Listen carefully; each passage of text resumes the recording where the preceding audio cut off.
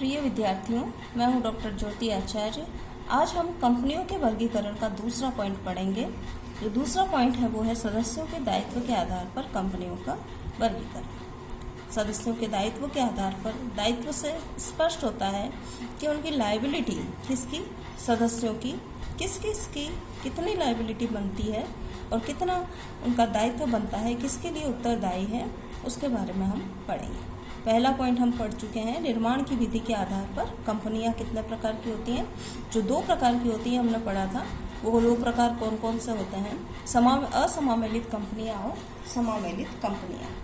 Next second point है B point. ए पढ़ चुके हैं निर्माण की विधि के आधार पर, और बी अब हम आज पढ़ रहे हैं सदस्यों के दायित्व के आधार पर कंपनियां कितने प्रकार की होती है। उनको भी 3 भागों में विभाजित किया गया है। पहला है अंशों द्वारा सीमित कंपनियां, दूसरा गारंटी द्वारा सीमित कंपनियां और तीसरा असीमित दायित्व वाली कंपनियां।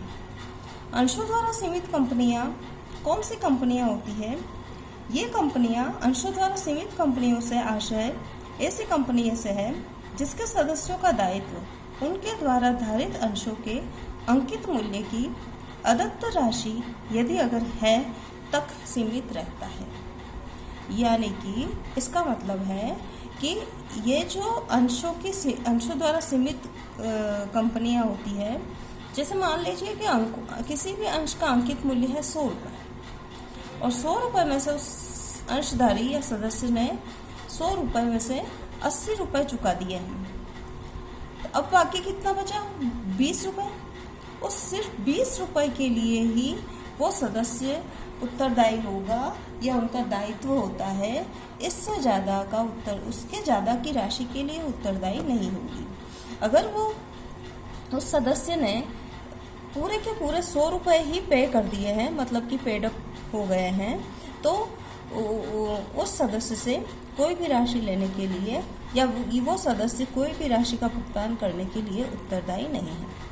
कहने का तात्पर्य है, दूसरे शब्दों में हम ये कह सकते हैं कि किसी भी कंपनी को अंशों द्वारा सीमित कंपनी तब कहा जाता है जब उसके सदस्यों का दायित्व उसके द्वारा धारित अंशों के अंकित मूल्य की अदत्त राशि, अदत्त यानी जो राशि अभी तक नहीं चुकाई गई है, तक ही सीमित होता है। ऐसी कंपनियां कौन सी कंपनियां कहलाती हैं? अंशों द्वारा सीमित कंपनियां कहलाती हैं। ऐसी कंपनी के किसी भी सदस्य को उसके द्वारा धारित अंशों के मूल्य की अदत्त राशि से अधिक राशि के लिए उत्तरदायी नहीं ठहराया जा सकता है। ये केवल अपूर्णदत्त अंशों के धारकों से ही उनके द्वारा धारित अंशों के अंकित मूल्य के अदत्त भाग की राशि के लिए उत्तरदायी होते हैं। इससे ज़्यादा की राशि के लिए उत्तरदायी नहीं होते हैं। और अगर कोई राशि बाकी है तो उस राशि को कंपनी के समापन तक भी मांगा जा सकता है।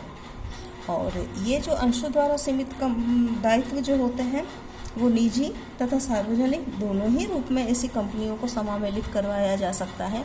निजी कंपनियों को समामेलन भी करवाया जा सकता है और सार्वजनिक में भी करवाया जा सकता है। फ़र्क यह है कि ऐसी कंपनियों को जो निजी रूप में समामेलित करवाई जाती है, उनको अपने नाम के अंत में प्राइवेट लिमिटेड शब्द का इस्तेमाल करना पड़ता है। और जो कंपनियां सार्वजनिक रूप में समामेलित करवाई जाती है, उनको उनके नाम के अंत में लिमिटेड शब्द का इस्तेमाल करना जरूरी होता है। ये तो हमारा हो गया फर्स्ट पॉइंट। अब सेकंड पॉइंट आता है गारंटी द्वारा सीमित कंपनी। गारंटी द्वारा सीमित कंपनी से तात्पर्य ऐसी कंपनी से है जिसके सदस्य उस कंपनी के समापन की दशा में वह राशि देने के लिए उत्तरदायी होते हैं जितनी राशि देने के लिए उन्होंने वचन या गारंटी दी है। जब उन्होंने वचन दिया है कितनी राशि देने के लिए, जितनी राशि देने के लिए उन्होंने वचन या गारंटी दी है, बस वहीं तक उनका दायित्व सीमित होता है। ऐसी कंपनियों को गारंटी द्वारा सीमित कंपनियां कहा जाता है।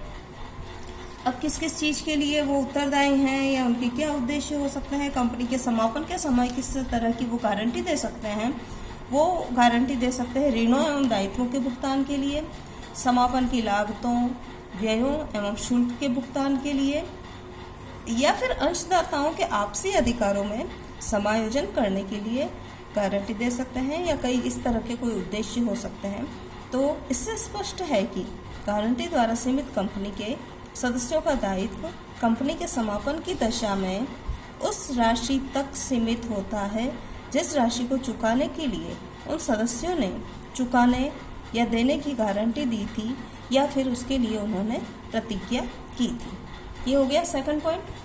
तो सदस्यों के दायित्व के आधार पर फर्स्ट पॉइंट हमने पढ़ लिया अंशों द्वारा सीमित कंपनियां, और सेकंड पॉइंट हमने पढ़ लिया गारंटी द्वारा सीमित कंपनियां, और थर्ड पॉइंट आता है आपके असीमित दायित्व वाली कंपनियां।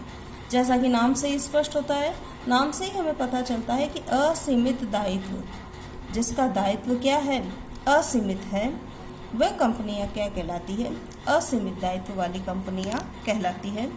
असीमित कंपनी से तात्पर्य एक ऐसी कंपनी से है जिसके सदस्यों के दायित्व की कोई सीमा नहीं होती है। दूसरे शब्दों में हम क्या कह सकते हैं कि जिनके सदस्यों का दायित्व असीमित होता है तो वह कंपनी असीमित दायित्व वाली कंपनी कहलाती है।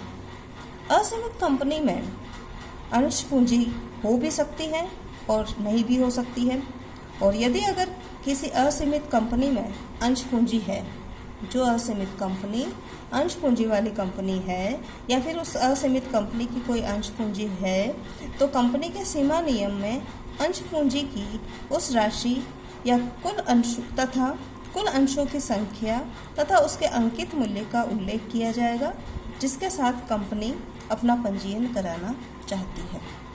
तो इस प्रकार स्पष्ट है कि असीमित दायित्व वाली कंपनियां हैं।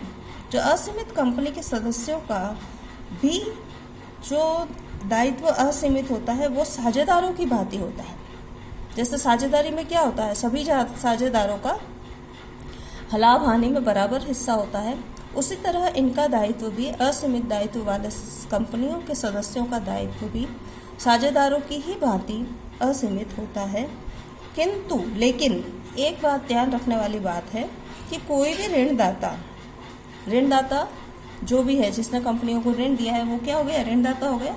और जो कोई भी ऋणदाता किसी भी सदस्य पर, सदस्य कौन, कंपनी के सदस्य जो अंशधारी हैं या सदस्य हैं, वो किसी भी सदस्य पर ऋणों की वसूली के लिए व्यक्तिगत नाम से वाद प्रस्तुत नहीं कर सकता है। किसी का भी मतलब कंपनी है और सीमित दायित्व वाली कंपनी भले ही है, लेकिन किसी भी सदस्य पर व्यक्तिगत रूप से ऋण को प्राप्त करने के लिए वाद प्रस्तुत नहीं कर सकता है।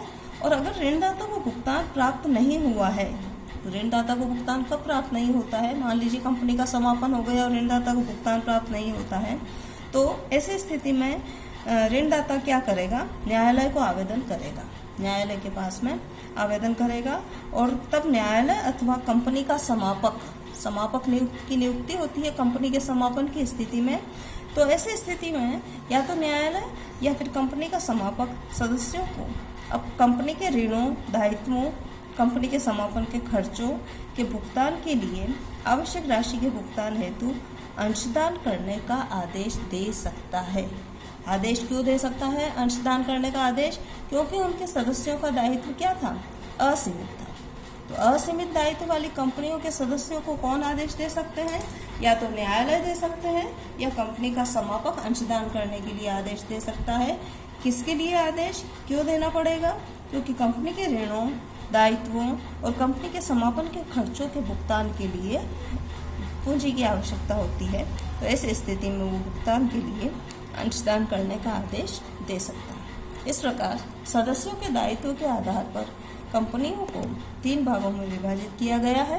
पहला है अंशों द्वारा सीमित कंपनियां, दूसरा है गारंटी द्वारा सीमित कंपनियां, और तीसरा है असीमित दायित्व वाली कंपनियां। ये तो हमारे 2 पॉइंट हो गए। फर्स्ट हम पढ़ चुके हैं निर्माण की विधि के आधार पर कंपनियों का वर्गीकरण, दूसरा आपके हो गया है सदस्यों के दायित्व के आधार पर कंपनियां, और अब नेक्स्ट लेक्चर में हम पढ़ेंगे तीसरा पॉइंट जो है वो सदस्यों की संख्या के आधार पर कंपनियों का वर्गीकरण। Thank you.